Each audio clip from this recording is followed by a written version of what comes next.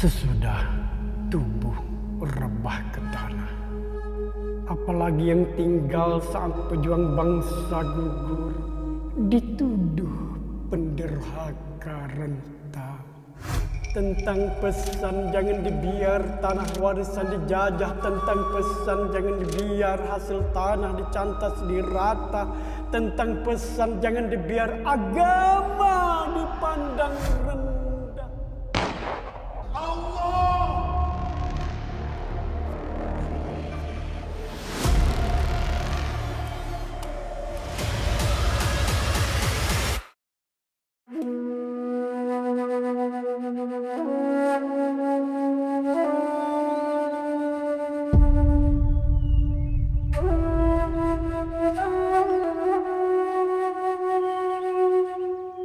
Diriwayatkan sistem pemerintahan beraja di Kelantan bermula sejak awal kurun ke-14. Namun pengiktirafan British ke atas Kesultanan Kelantan hanya bermula pada tahun 1910. Pemeteraian Perjanjian Bangkok 1909 di antara pihak British dan Kerajaan Siam menyaksikan negeri Kelantan diserahkan kepada pentadbiran British. Perjanjian ini memaksa Sultan Muhammad keempat menerima penasihat British. Campur tangan British membangkitkan semangat perjuangan di kalangan masyarakat tempatan, termasuk Tok Janggut. Kemahiran ilmu persilatan serta latar belakang pendidikan agama dari bumi Mekah antara faktor Tok Janggut diangkat sebagai pemimpin dalam perjuangan menentang penjajahan di Kelantan. Mula berkhidmat di Perbadanan Muzium Negeri Kelantan sejak 3 tahun lalu, Ustaz Muhammad Fadli Ghani antara individu yang menjalankan kajian tentang Tok Janggut. Biografi Tok Janggut hasil kajiannya dimuatkan dalam karya 50 tokoh tersohor Kelantan. Sebenarnya Tok Janggut ini seorang pemuda yang asalnya dengan nama Mak Hassan bin Munas. Ayahnya Munas inilah seorang panglima dalam Istana Raja Jeram. Dan memang Munas ini dianggap sebagai ketua Penghulu Balang lah.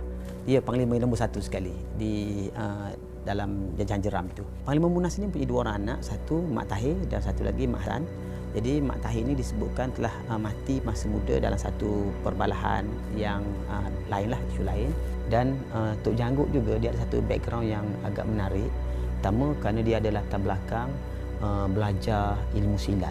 Dia kan anak panglima, jadi benda tu memang akan satu daripada kewajipan dia lah, belajar ilmu silat dan sebagainya. Dan salah seorang guru dia yang terkenal ialah Tok Mekong Bujuk. Dan akhirnya Tok Janggut pergi ke Mekah untuk belajar agama. Sebab itulah dia ada maklumat-maklumat yang berkait dengan gerakan-gerakan British ke atas negeri Osmaniyah ketika itu kan. Kan dia berada di Mekah tu sekitar 1905 sampai 1910, sekitar itulah ketika konflik sedang memuncak sebelum Perang Dunia yang Pertama. Dilahirkan pada tahun 1853 di Kampung Jeram Pasir Putih, Haji Mat Hassan atau Tok Janggut, sinonim dengan gelaran itu, ekoran janggutnya yang dibela hingga ke paras dada. Beliau juga digambarkan mempunyai tubuh yang tinggi lampai, berkulit hitam manis, mata yang bulat dengan pandangan tajam, berdahi luas dan berkening lebat.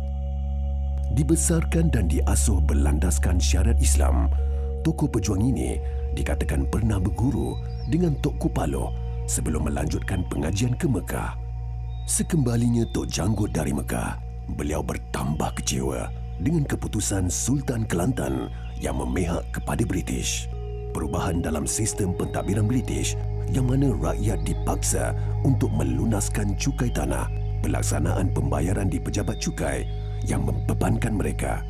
Aura kepimpinan dalam dirinya digunakan untuk menurunkan ilmu persilatan kepada para pengikutnya sebagai langkah awal membebaskan bumi Kelantan dari cengkaman penjajahan British. Bila Tok Janggut balik daripada Mekah, dia dapati berlaku perubahan dalam sistem politik dan pentadbiran di Jeram.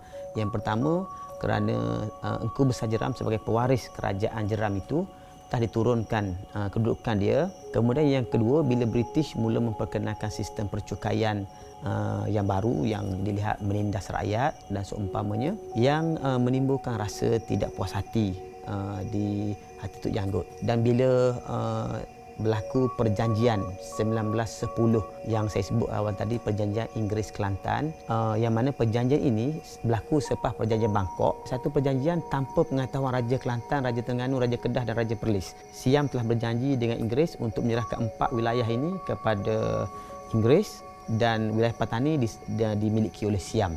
Sebenarnya perjanjian itu tidak disetujui oleh Raja-Raja Melayu kerana mereka tak dilibatkan dalam perbincangan, termasuklah Sultan Kelantan. Tapi beza Sultan Kelantan dengan Sultan lain, Sultan Kelantan dia belum diiktiraf sebagai raja, sama ada oleh British ataupun oleh Siam. Terpaksa makan nama Raja Long Senik sampai 1910. Jadi suasana itu telah menyebabkan Tok Janggut punya rasa tidak puas hati. Dan satu peristiwa yang banyak disebut orang ialah kerana kematian ayahnya. Yang sering dikaitkan dengan macam-macam peristiwa lah. Tapi ada disebutkan bahawa kematian ayahnya itulah kematian yang mungkin ada unsur kezaliman, kan? Lalu itu antara yang menerimkan ketidakpuasan hati Tok Janggut lah. Tapi Tok Janggut tu sebenarnya bila dia pulang, dia menjadi panglima kepada Engku Besar Jeram. Ogos 1914, tercetusnya Perang Dunia Pertama yang menyaksikan Britain, Perancis dan Rusia menentang Jerman, Austria dan Empayar Turki Uthmaniyah. Fatwa yang dikeluarkan oleh Syekh Mustafa Sabri Effendi, Syekhul Islam terakhir Khalifah Uthmaniyah, mewajibkan umat Islam menyokong Empayar Turki dan menentang kuasa Barat, meningkatkan lagi sentimen anti-British dalam diri Tok Janggut.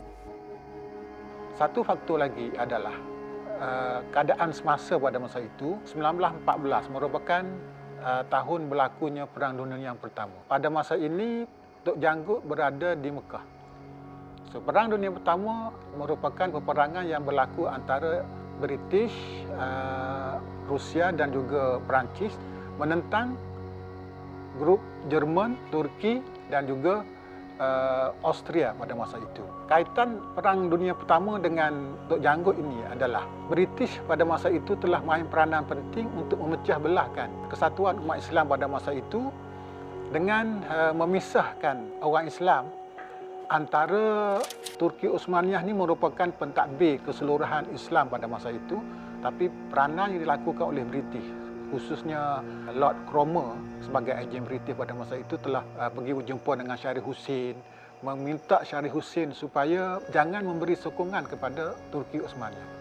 Dan isu itu juga sampai kepada Kelantan, diminta oleh pentadbir British supaya jangan menyokong Uthmaniyah dalam Perang Dunia yang Pertama.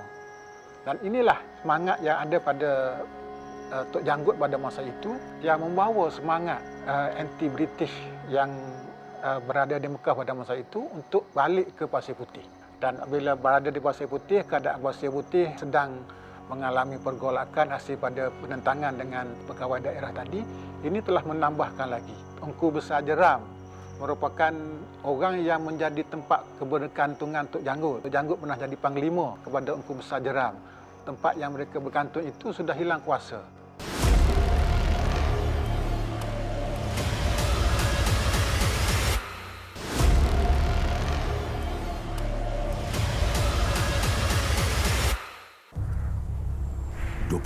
April 1915, tarikh keramat bermulanya Jihad Tok Janggut. Ketika sedang berucap di hadapan para pengikutnya yang lengkap bersenjata, Tok Janggut didatangi sekumpulan polis British diketuai Sarjan Cik Wan Sulaiman. Pertengkaran yang berlaku berakhir dengan kematian Sarjan Sulaiman setelah ditikam oleh Tok Janggut. Mana dia Haji Janggut?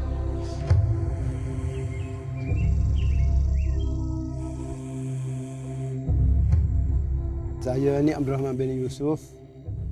Berasal daripada sinilah, tempat ni, tempat lahir saya. Yusuf tu ayah saya dan saya ni cucu pada Nik Abbas. Anak Nik Abbas ni nama Nik Muh, ibu pada Nik Yusuf. Jadi saya sekarang bertentak di luar sana di Kampung Sarim. Saya kebetulannya dilahirkan pada tahun 1949. Sempat bersama dengan Tok Nik Abbas. Bersama sehingga saya berumur 5 tahun. Masa tu umur dia lebih kurang 90 tahun. Ayah saya pun, masa ayah saya pun dia masih takut lagi nak cerita Tok Janggut ni. Orang kampung kan, dia trauma dengan arahan kerajaan duduk untuk kalau siapa yang sepakat dengan Tok Janggut kena tangkap. Setelah Sarjan Cik Wan Sulaiman dibunuh, Tok Janggut dan pengikutnya telah merampas senjata pasukan polis yang terdapat di situ. Pasukan menentang penjajah ini kemudian menyerang dan menawan Pekan Pasir Putih dan seterusnya membangkitkan kemarahan pihak British. Sejak itu, bermula usaha untuk menangkap Tok Janggut yang dilabel sebagai penderhaka serta pengikutnya sehingga terdapat tawaran ganjaran bagi sesiapa yang berjaya menumpaskan pasukan Tok Janggut. Manakala rumah dan harta Tok Janggut serta pengikutnya telah dibakar oleh askar British. Okey, apabila puak ni pulang daripada Jabat Tanah, dia pun berbincanglah. Berhimpun di rumah ni abah ni di sini. Dia kata tu Tok Janggut kepada dia bincang macam mana kita ni nak bayar ke tak. Dia kata kita tak payah bayar lah.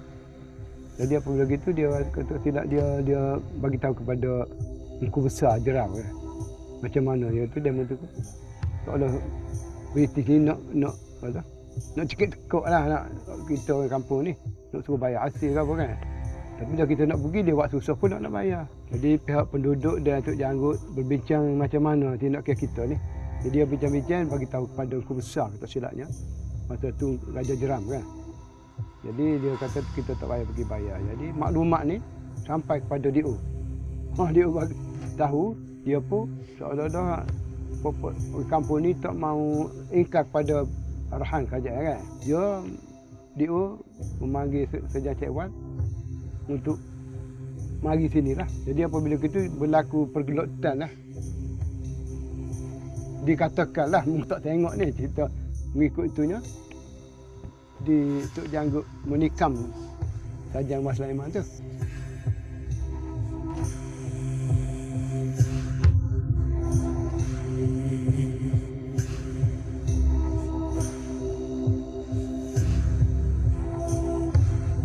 Rata-rata pengikut Tok Janggut terdiri daripada para petani yang merasakan mereka ditindas oleh sistem pentadbiran British yang kejam.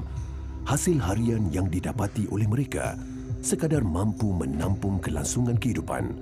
Tapi sewenang-wenangnya, pihak British mengenakan cukai yang ternyata membebankan masyarakat.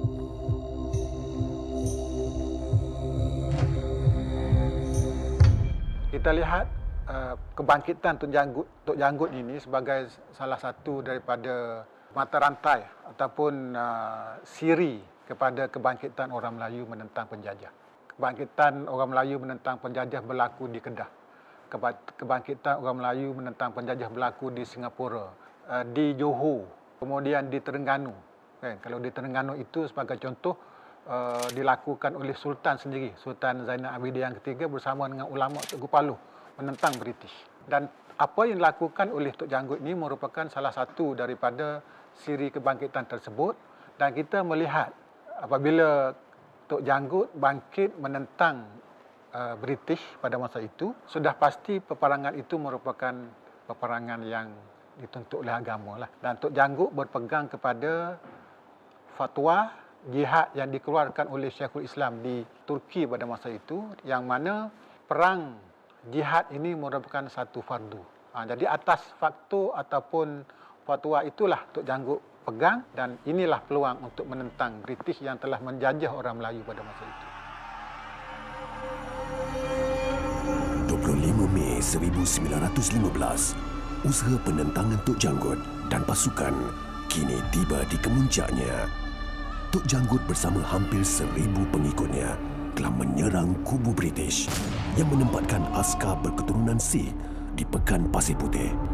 Setelah itu, pasukan Tok Janggut berundur ke kubu mereka sendiri di Kampung Saring sebelum diserang kembali oleh askar British. Walau berbekalkan semangat jihad bagi mempertahankan tanah air dan hasil buminya daripada terus diratah penjajah, aset ketenteraan pihak British yang lebih moden serta askar yang lebih terlatih ternyata tidak mampu ditandingi oleh pasukan Tok Janggut. Setelah berjuang bermati-matian, akhirnya pejuang bumi Kelantan ini gugur di medan tempur.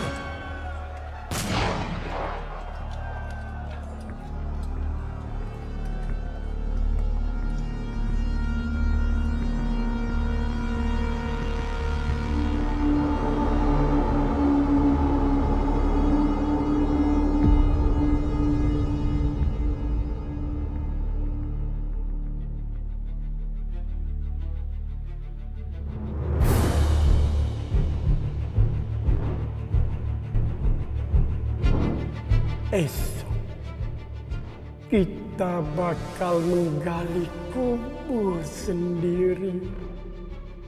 Biarpun badik sendu keris pilu lading rindu datang bertamu mengisi mimpi sesia di ranjang nyeda.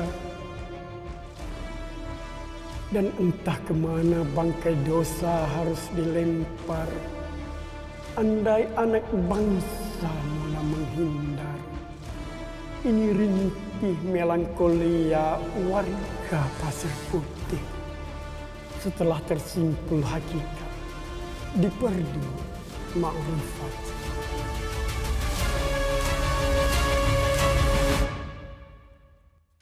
Dendam pihak British terhadap Tok Janggut tidak terhenti dengan gugurnya pahlawan itu di medan perang. Mayat Tok Janggut telah diseksa dengan diarak menggunakan kereta lembu dari Pasir Putih ke Kota Baru. Pihak British menggunakan alasan Tok Janggut sebagai pemberontak dan menderhaka kepada Sultan Kelantan untuk melunaskan dendam mereka terhadap pejuang Kelantan itu.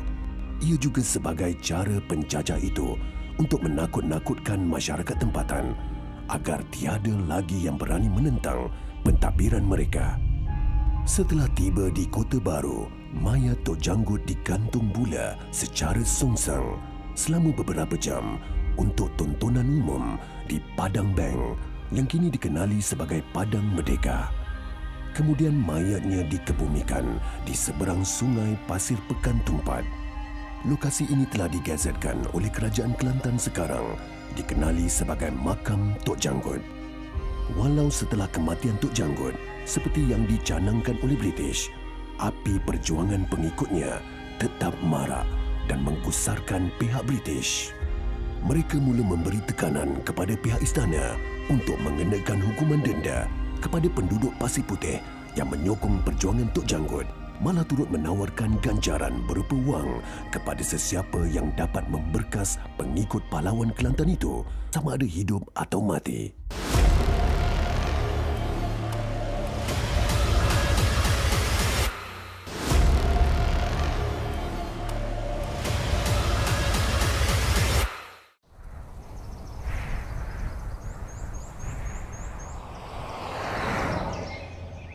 Meniti tahun demi tahun selepas kemerdekaan, pelbagai usaha terus dilaksana bagi memperingati dan menghargai pengorbanan pejuang-pejuang kemerdekaan tanah air. Mula ditubuhkan pada tahun 1985, mereka yang menggelar diri sebagai kumpulan Jihad Putera Jeram ini aktif dalam persembahan teater. Atas beberapa faktor, persembahan teater berkisar perjuangan Tok Janggut diolah semula dan dipersembahkan kepada halayak dalam bentuk pantomin. Pada mulanya kita buat persembahan di hadapan ataupun program-program yang dianjurkan oleh jabatan kita lah, Majlis Daerah Pasir Putih. Apabila dari situ bermulalah kita dikenali di khalayak Pasir Putih ini, bahawasanya dia orang tahu bahawanya kita ni ada pasukan teater yang membuat persembahan pantomi berkenaan dengan sejarah Tok Janggut ni. Bermula daripada itu, pihak kami ditawarkan untuk bersama dengan pihak muzium untuk mengadakan persembahan. Saya dilatih oleh jurulatih yang profesional lah sikit daripada muzium tu, sehingga betul-betul persembahan kami betul-betul mantap lah. Bermula daripada tu, kita buat persembahan kali pertama yang melebihi 3,000 orang penonton pada masa tu. Kisah kebangkitan Jihad Tok Janggut yang menjadi sejarah dan kebanggaan rakyat Kelantan, khususnya di Pasir Putih, akan terus diangkat oleh kumpulan ini sebagai salah satu hasil karya mereka. Berbanding persembahan teater, persembahan dalam bentuk pantomin lebih mudah untuk diketengahkan, malah sesuai untuk sebarang bentuk majlis.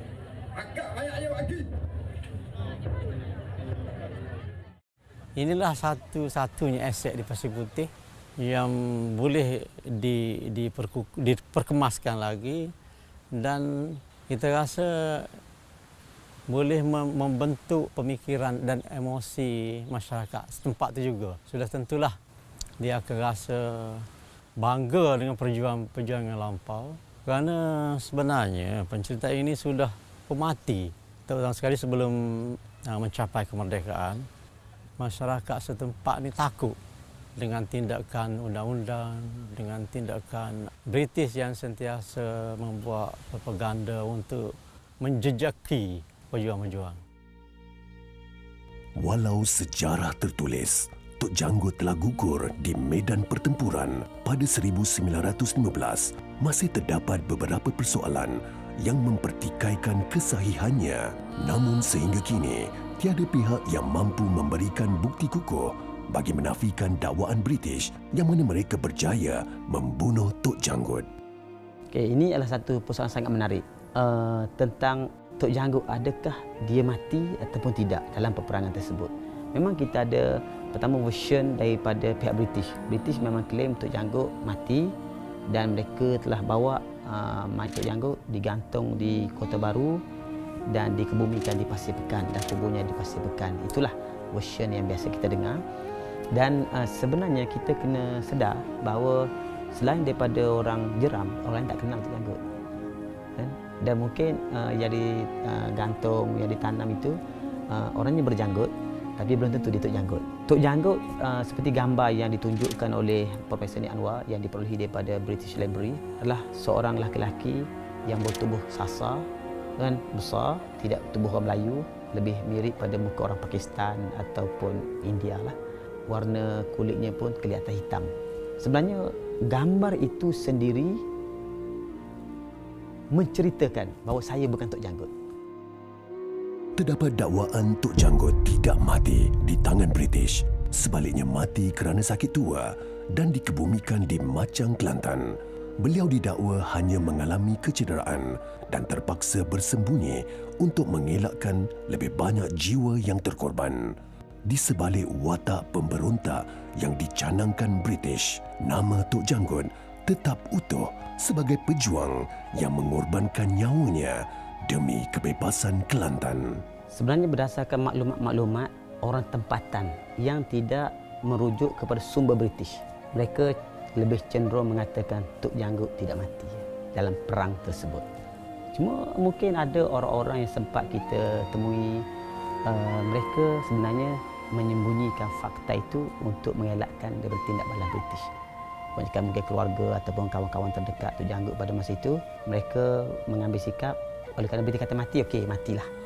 Supaya matilah cerita itu. Dan mungkin itu pendekatan politik yang ada pada itu. Akhirnya semua pengkaji bersepakat Tok Janggut mati dalam perang tersebut dengan mengambil sumber daripada British dan tidak merujuk kepada sumber-sumber yang terdekat dengan Tok Janggut ataupun pihak-pihak yang terdekat dalam perang itulah. Wallahu a'lam.